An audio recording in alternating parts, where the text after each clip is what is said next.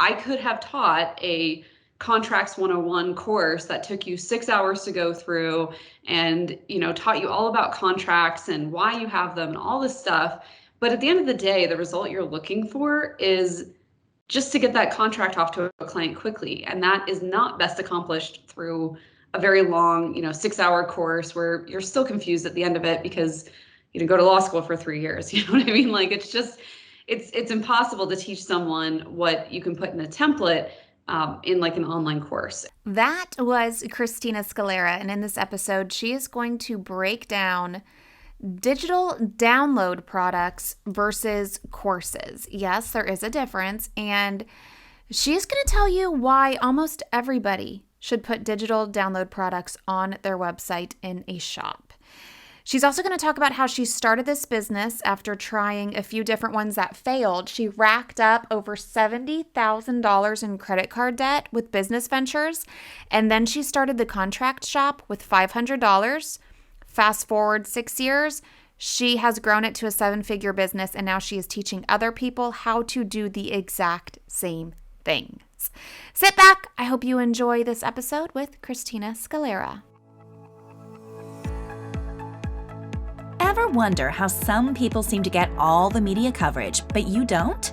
Go behind the scenes with a TV reporter, national on-air host, and news contributor who has interviewed celebrities, took you inside the Versace mansion, and even stood on a chair to interview basketball legend Alonzo Mourning. Get ready, because Become a Media Maven is the podcast where Christina Nicholson is sharing secrets from her years in front of the camera, in the editing booth, and now behind the podcast mic. Christina, welcome to Become a Media Maven. Thank you. It's great to be here, Christina. It's always nice to have another Christina on the podcast. And it's so funny because we met because we are in Christina Galbato's mastermind. Yeah. And shockingly, we all spell it the same way, that never happens. We do. You're right. We totally do. Oh my God, that's so funny. Okay. So I wanted to have you on the podcast because I was so interested in what you do, because I feel like everybody online is doing the online course thing. And you are also doing the online course thing, but in your course, you teach people how to make money online by selling digital products instead of online courses. And an online course can be viewed as a digital product. So kind of like explain the difference and what it is you do exactly, because I like your twist and your unique angle on this. Yeah, for sure. Yeah, so to me, a digital download product and an online course are different things. I think an online course is an online course. I think a digital product is something that you can download or otherwise use, like a Google Sheet or an Asana template, something like that, where it doesn't necessarily come with that set of instructions like an online course is all instruction. So just to give you an example of what this would look like, for the last 6 years, I've built an online store called The Contract Shop, and it has legal contract templates that you can use. Say if you are a wedding photographer and you want to work with a client and you need a contract really quickly, you go to our store, you download it, and in 10 minutes or less, you can fill out the forms and send it off to a client. So that's, to me, a digital product, versus we have like a handful of courses like Trademarks on Tap that teaches you how to DIY your own trademarks. And really the biggest difference is looking at what kind of result you want to get for your customers. So for example, I could have taught a Contracts 101 course that took you 6 hours to go through and, taught you all about contracts and why you have them and all this stuff.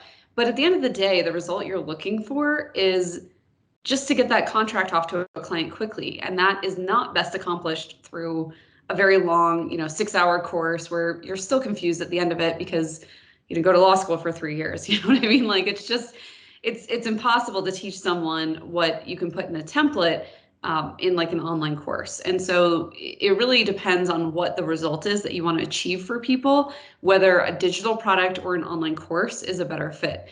For something like the trademarks course, just using that as an example again, it's a better fit for an online course because there is no template. Like you literally have to go step by step through a form on the government website to fill this out.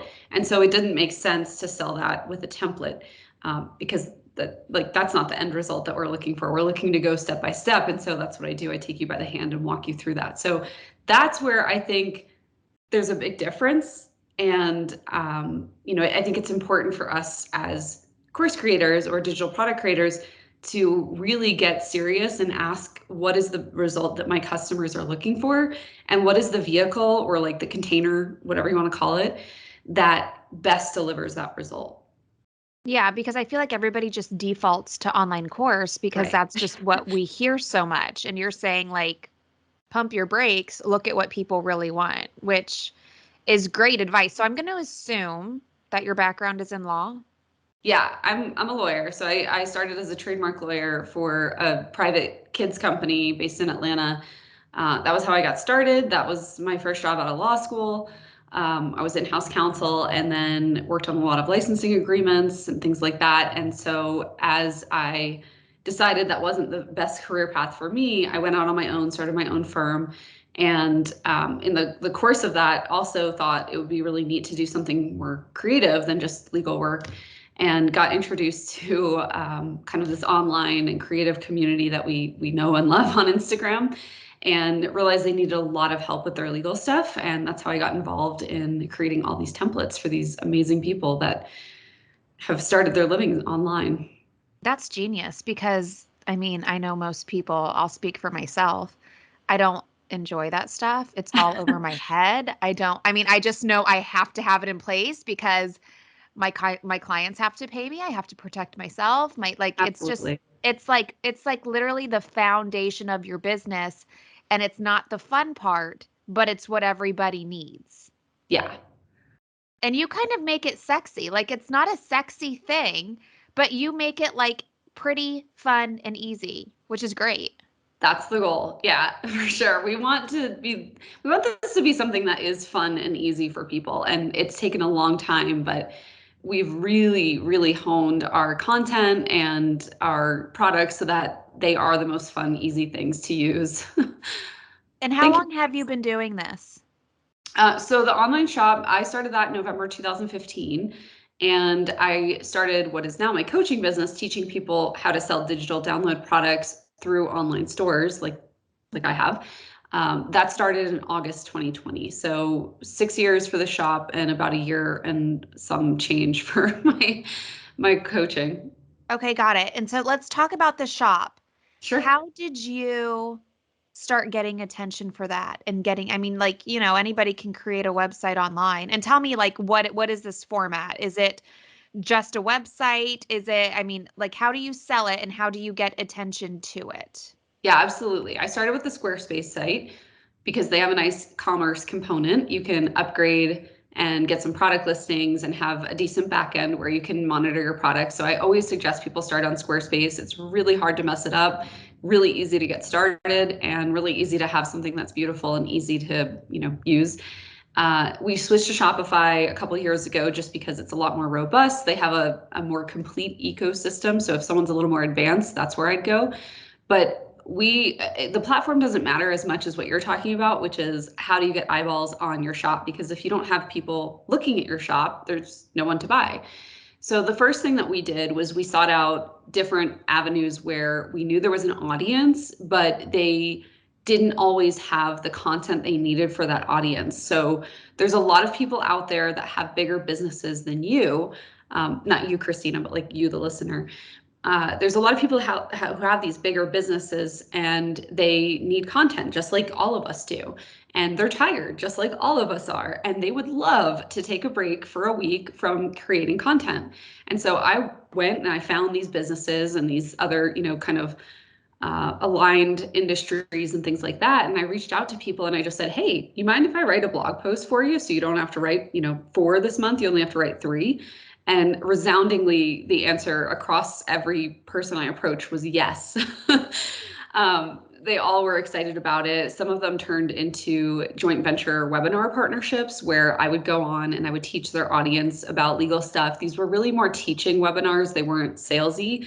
And so that worked really well for the partnership because then it was super risk-free for them. I wasn't being salesy. I wasn't pushing. I wasn't, cannibalizing any of their sales. And it worked great for me because it built my email list and it built a base of buyers who were talking about me and the contract shop. And they were like, oh my gosh, like, have you seen this thing? Or this idea is so cool. So then they started sharing about us, and word just started spreading that way. That's amazing. And were you doing all of this on your own, like building the list of potential partners, reaching out to them? Because that's a lot of work. It is a lot of work, but in the beginning, I had a lot of time on my hands because I've heard someone recently said, like, you can't be broke and bored. Like, you you can't be both. So I was really definitely hustling, definitely doing a lot of writing, definitely doing a lot of outreach, and definitely did not have a strong system like you encourage. It was very messy, but it served its purpose well enough to help me to try to streamline this a little bit and just really get me in front of as many people as possible. And then, of course, like, I kind of burnt out, probably because I didn't have the tools and things like that you teach and sell. And so I had to take a couple steps back, and that's when I started to hire. And that was about a year, or not quite a year, maybe like 7 months into the business, 8 months, and just hired someone to help take some of this off my plate because it's a lot to pitch and keep track of all this. And how did you turn that into a seven-figure business? Like, I know we're going to skip a lot. Sure. Like, we only have so much time. It's like the people who are like, "Ooh, let me take you out to lunch so I can pick your brain and tell me how you did all of this like in 30 minutes." But you eventually did scale this, and it's a Yeah. great business to scale because a lot of it is passive. It's not like coaching, where you're trading time for dollars. So tell me, maybe give me a couple of the big strategic things you did over the course of 6 years to scale it to seven figures. Yeah. They're going to be really boring. I wish I had like an Oprah moment where I just got featured and everything took off, but we continued to do a lot of outreach. I continued to get on a lot of podcasts, especially in 2018. And we took advantage of things that we saw happening in the marketplace. So, for example, when the GDPR stuff happened in 2018, we were already in the middle of a lot of podcast pushes. So we went ahead and created a resource around that because we knew that was something people were very interested in. It was time sensitive, and there was just like a real fear in the industry about it. So we wanted to help quell some of that fear for people, help them feel better about their situation, and ended up getting tons of people on our email list, just pushing out a resource that was timely like that. So definitely looking for trends. I know Reels, like when that first came out, if you were one of the first people to have a Reels course or a Reels freebie or something like that, that would have done really well. I think still to this day, like as we're recording this, it would, just because there's not that many resources on Reels or even TikTok still compared to like Pinterest or Instagram. So I think looking for timely things like that is always helpful. It is a lot of work, potentially. It was a lot of work for me to completely drop whatever plans I had and like switch directions and get this thing out that I totally didn't have on my plan for, like when you're forecasting out your next year. So taking advantage of things like that was incredibly helpful. And then the boring stuff is also, I mean, that's like life for my business because we run the same sales, we run the same emails, we run the same, things. We come out with new products every now and then as the industry changes. So for example, we used to sell a lot of calligraphy contract templates, and like now that's not so hot, but we came out with a VIP contract template. We were, I think, the first person to do that. So we sold a lot of those because that's like now a thing, is like these VIP and intensive type days that people are selling.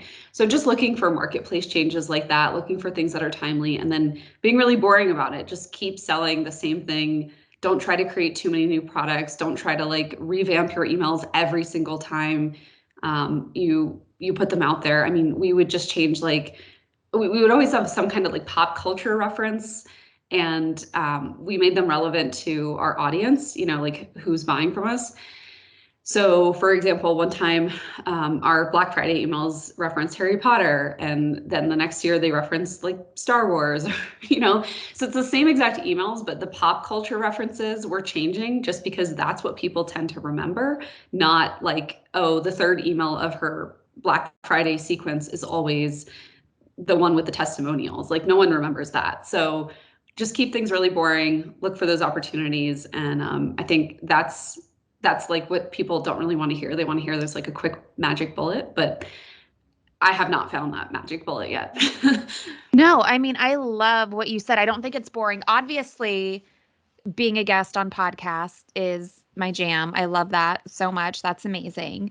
And that does move the needle. I mean, I've been telling people on this podcast for years, like that moves the needle just because of the mindset of somebody choosing to tap on that podcast episode with that specific title and listen. Like they really are engaged in this. So Yeah. who is your audience? Are they, I'm going to make an assumption just based off of your Instagram, your website. They are small business owners, predominantly women, probably doing less than $1 million in revenue a year. They don't want to have a lawyer on a retainer, so they use contract templates on demand. Yeah, you nailed it, except for the women part. So we do have a good clip of men who are purchasing, or at least people that identify as men who are purchasing from us. So I would even say less than 100,000, as far as their revenue goes. Yeah. I think most people that are buying from us have revenue somewhere between $10,000 and $40,000 a year. They're very, very beginner and new. So that's you, but you profiled them pretty well. For more information on this, head to thecontractshop.com. You have contracts for a lot of things. Your website's beautiful. And I want to talk more about you and building a business. Sure. Specifically, like you're doing two things. You have the contract shop, but then you're also coaching people, telling people like, hey, I, built this into a 7-figure business. Let me tell you how I can do that now. What does coaching with you look like? Yeah, for sure. So the contract shop runs completely without me at this point. Which is amazing. Yeah, it's pretty nice to just have those daily sales. I mean, I still take care of like the financial stuff with Stephanie, who you probably know from 100 Degrees Consulting, but that's it. I'm trying to think of like other things I do, like high level kind of vision stuff where I'm like, hey, we need to like head here. But I have an amazing partner who executes all of this for me and runs the team. Her name's Nicole Boucher. So yeah, that runs without me. And it's really allowed me to start this second business, which is just my name, Christina Scalera. And we've helped over 200 women now. Those are all women, or at least people who identify as women. I don't think I've had any guys yet, but we've had about 200 women go through the 2 programs that I have. And so it's been really great to watch them get their products started and their shops launched. And just for them to have those like little moments where they're like, whoa, I woke up and someone bought from me last night. Or like, I was in the grocery store and I saw a sale come through. Like, that's crazy. It's really kismet, and it's really fun because they'll see like, I needed to make this amount of money, and then that just shows up because they did the work and they started their shops and they have the products going. So it's been really fun to coach them through creating those products and also creating the shop that houses those products in addition. Like, it's just a nice, it's almost like I say shops with a new blog tab, because it's almost like people will go to a shop tab on a website now because they don't have time to read a blog, but they do want to see what you're all about and what you're an expert at. And your shop's a really good indication of like everything you're an expert at. So do you think in the future meaning like tomorrow, like near future, do you think all coaches, consultants, online entrepreneurs, anybody who has a personal brand who delivers a service should have a shop? And if so, what should be in that shop? Yeah, absolutely. I mean, we see it with Facebook and Instagram promoting the shop feature on their platform. They're trying to be competitive with Shopify, and they are trying to get you to shop through their platforms. So I definitely think that if you want to be good at Instagram, shops are going to be important. If you want to have people understand what you're about, this is a great way for them to kind of test drive some of your offers, some of your some of your foundation. So for example, any kind of checklist or any kind of tools that you're using in your own business, maybe there's like a year long or a quarterly planner that you use that you've created yourself or adapted from someone else. Maybe there's some kind of checklist that you go through to become, a guest on a podcast in your case. And, people want to know what that is. Like they want to hear from you what you recommend if they're going to be a guest on someone's podcast. And so they're going to want to download that checklist or that Asana or Trello board and have that in their back pocket so that they are always prepared, even without waiting until your next offer comes out or talking with you or setting up an intensive with you. Like they want that ability to know exactly what to do for the podcast they have lined up today. They want to know how to ace that now. They don't want to wait until they have a strategy session or like go through your course or something. So it's really important that we do have these things that are available to people on demand, because they're going to take advantage of them, and they're going to want to see what it is that they can learn from you, but also they want those things yesterday. They don't want to wait until next week or next month or whenever you open your programs again.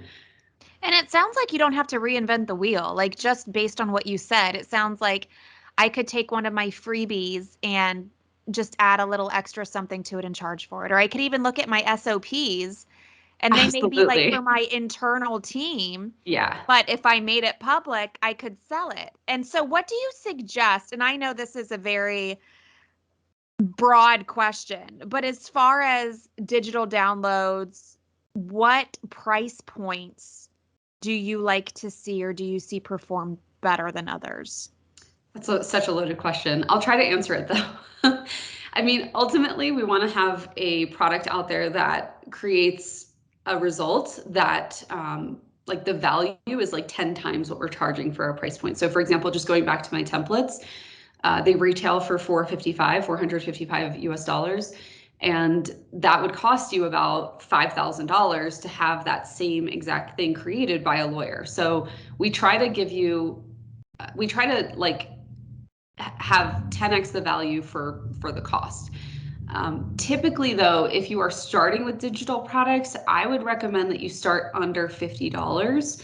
My templates when they first came out in 2016, like January 2016 was the first one sold, they were $155. So they've steadily increased to $455 over the years.